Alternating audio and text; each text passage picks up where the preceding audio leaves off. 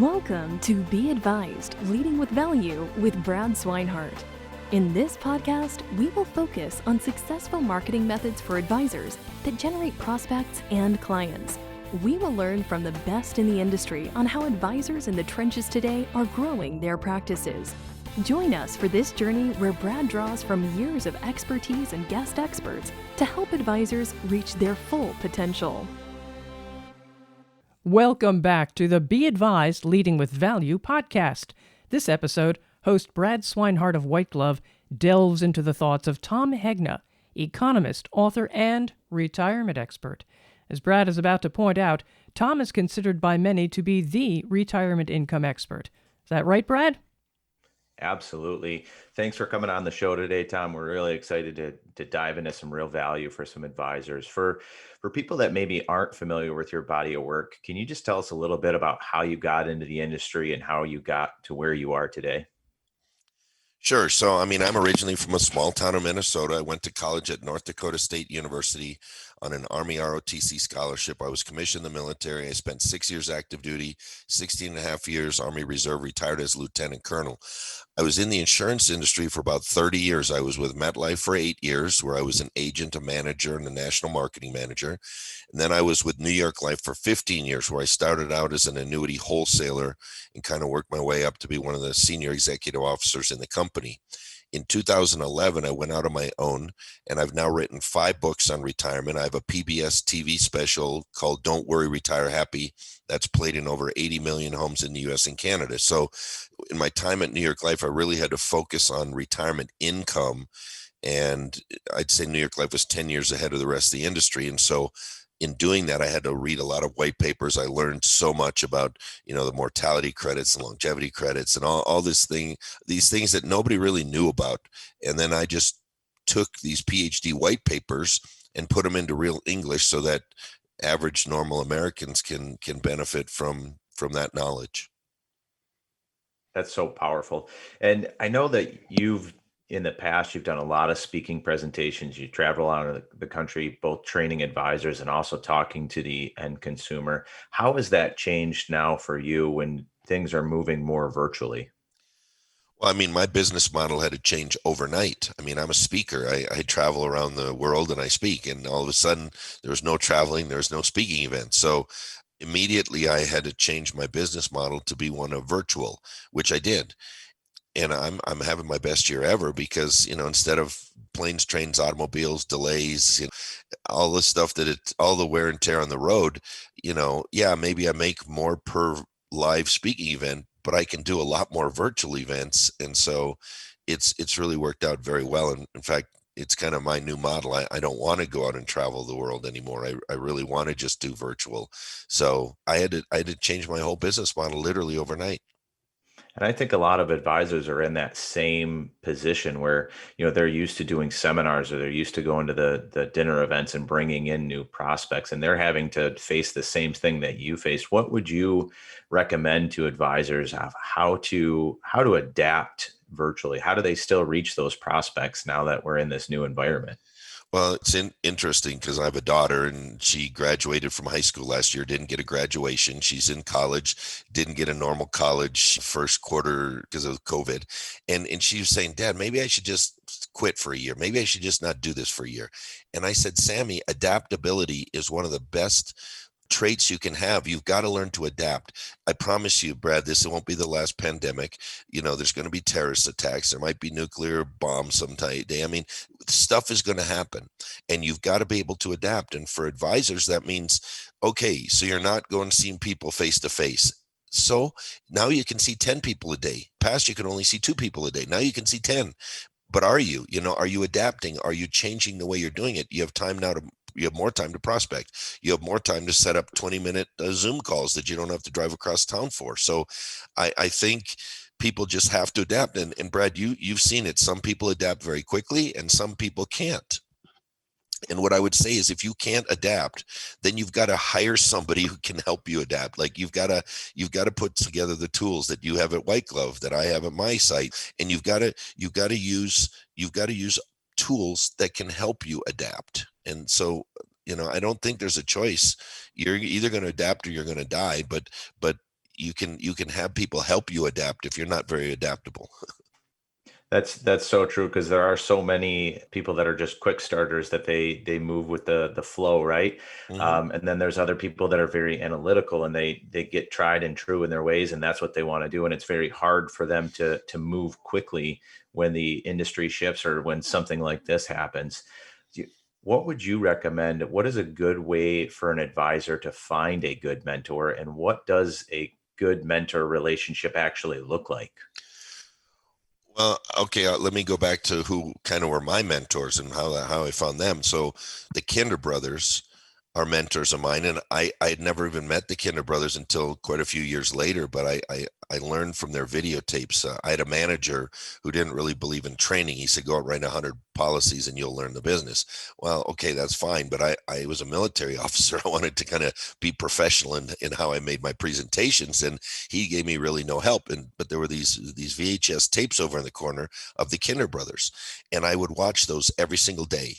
I learned their words, their language, their stories that then became my words, my language, my stories, and they fast tracked me to the top. So I consider them mentors, and I never even met them in person until years later. And I've had some great conversations with Gary Kinder. Went to visit him at his house in Dallas and everything. So, but then Joe Jordan and Ted Kilkuski were mentors of mine. Now, Joe Jordan was the head of annuities at MetLife when I was an agent, and Ted Kilkuski was kind of the head of mutual funds.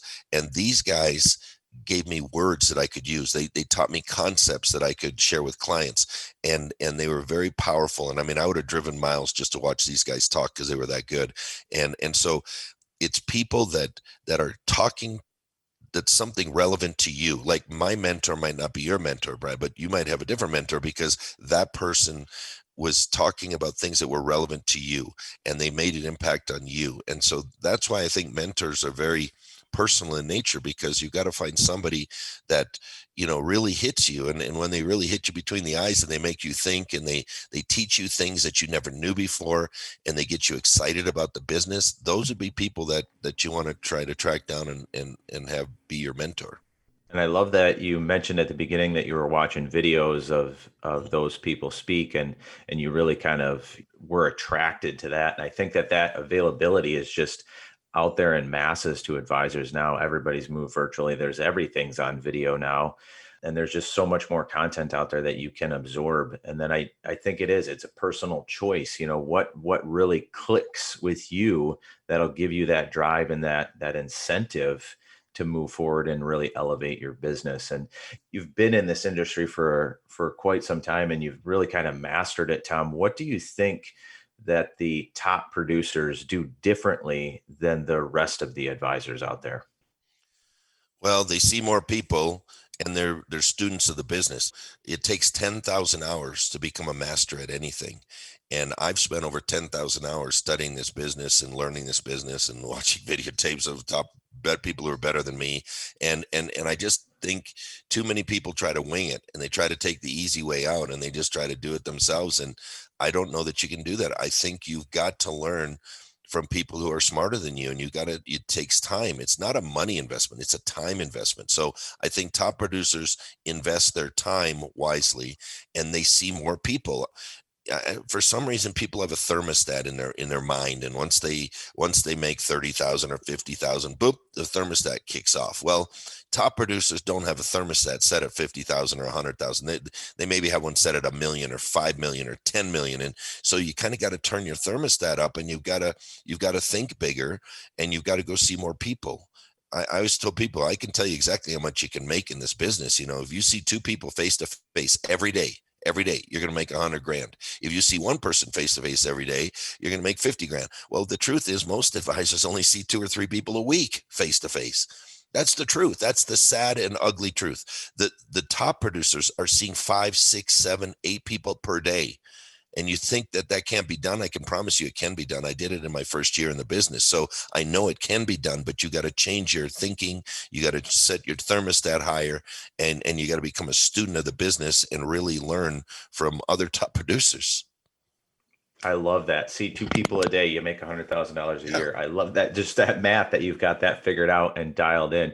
Back when you were in production that first year, are you working nights or you're working weekends? Does that grind just never stop? How does that look for you back then? Well, I was always told your first 2 or 3 years in the business, you're like a doctor in residency, and that means you got to work nights, you got to work weekends, you got to work holidays. You got to give this. If you give this business 2 years of your life, like everything you got for 2 years, the business will take care of you for the rest of your life. But how many people are really giving it everything they got for 2 years? Very few people are working nights, weekends, 80-hour, 90-hour weeks. I did that, and I did that for quite a few years now. I don't do that anymore because I don't have to. But when you're building it up, it takes sacrifice. I mean, and then people say, "Oh, you spend so much time away from your family." Well, look, you got to look at the long term of your family. Yeah, you're going to be away for a few nights and weekends for 2 years, but then for the rest of your life, you're going to be able to take care of your family like nobody else can take care of the family. So, you know, people are not willing to do the sacrifice and do the heavy lifting, and but some people are, and the top producers do that.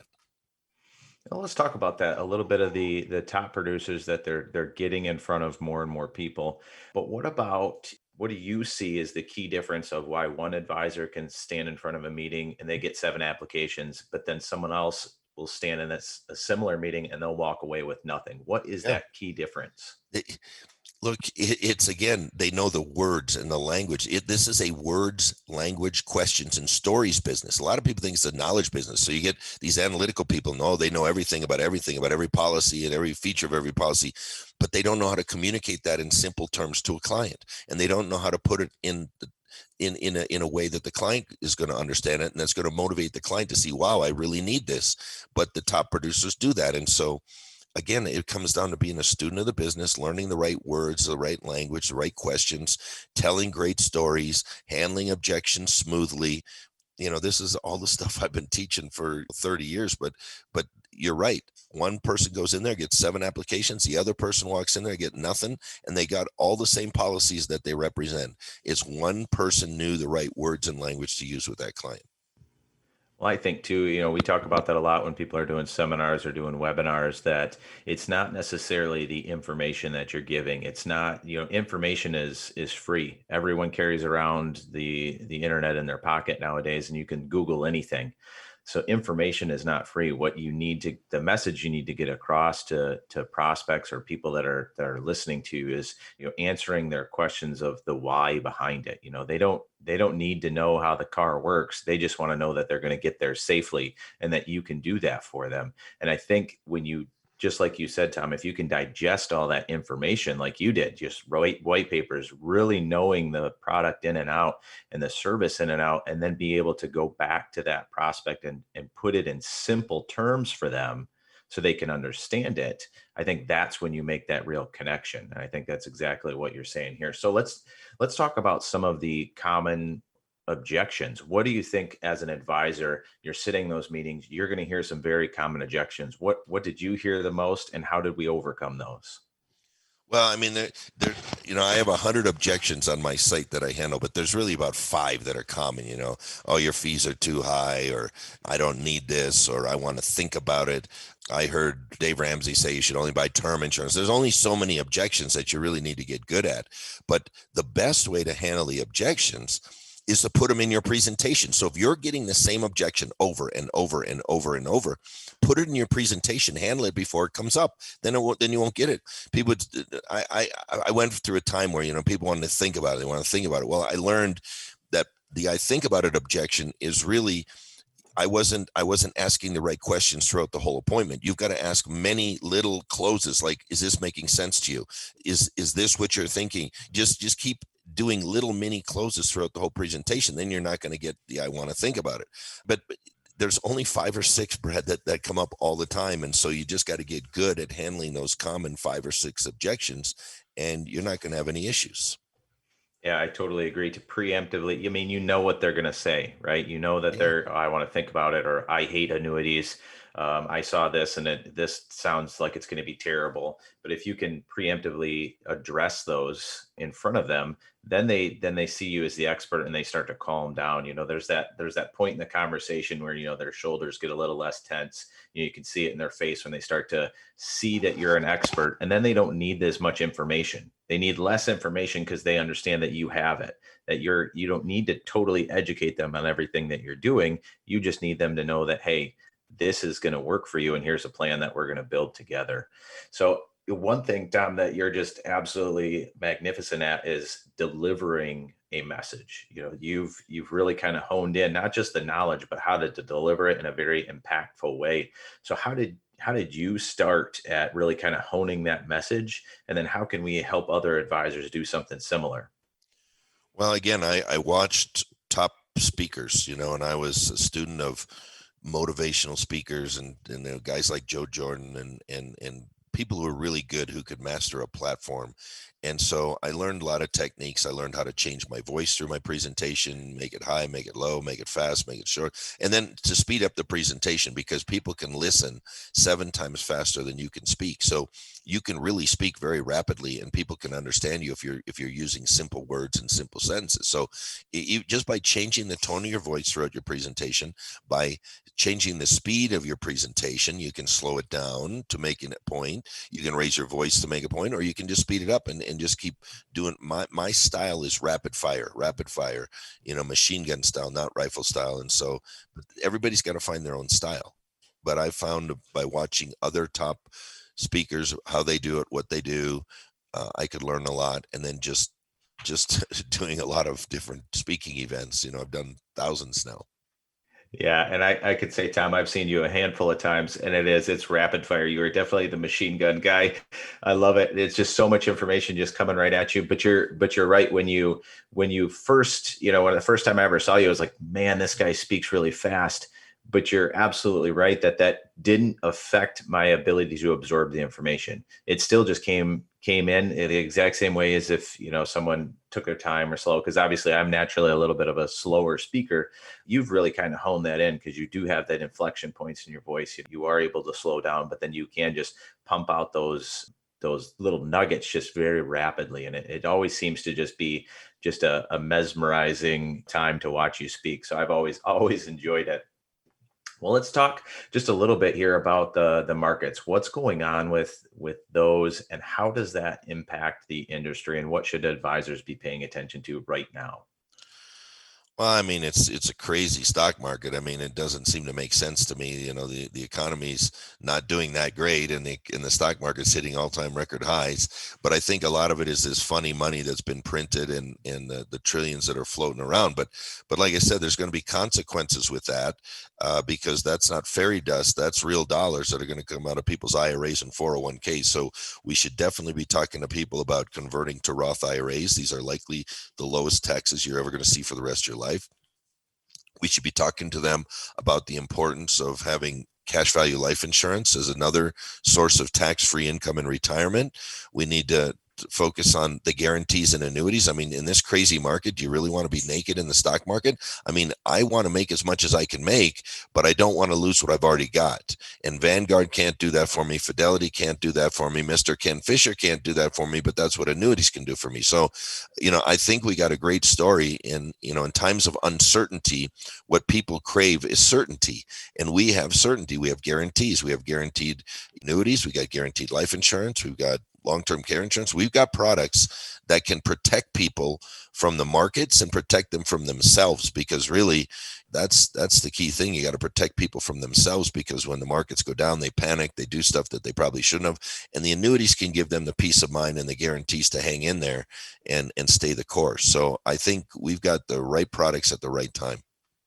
That's very powerful. And what would you recommend if you have an advisor that maybe they have a case or they have something that they just can't figure out? They just don't know what to do. What would your recommendation be? Where do they go from there? I mean, for years they went to me because I was a wholesaler, and call up your wholesaler. That's what wholesalers do, is they solve problems. They tell you things you didn't know about the product. They show you solutions you didn't think about. So whether it's an internal sales desk or you have a wholesaler, call them. That's what they do. Their job is to help you make sales. And if you've got a situation, I can promise you there's a wholesaler out there with a solution for it. So use the people that have been put in front of you to help you in cases like that. And that's typically those internal sales desks and the wholesalers. And just one last thing here, we'll wrap this up, Tom. But there's a lot of newer advisors that maybe started out recently or just before this crazy pandemic hit, and there's a lot of uncertainty there. So, what would your recommendation be for brand new advisors? It's their first year now through all of this, first year in the industry. What are the three things that they should absolutely be focused on, and what should they do to ensure they see success?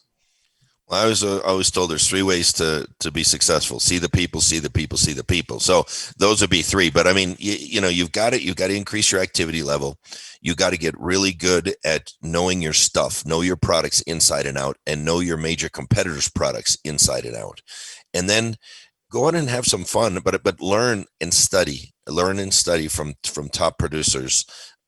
And there's so much on the internet that's free, but there's also subscription things on the internet. But find somebody that really resonates with you, learn from them, know your stuff inside and out, and then go out and try to help as many people as you can. And focus on helping instead of selling. See, if you're selling, then you're like a product peddler, and you're not going to feel good about yourself. But if you're helping people retire, never run out of money, protect their families, protect their level of income in retirement, allowing them to retire no matter what the market conditions are, then you feel really good about yourself and you're helping people.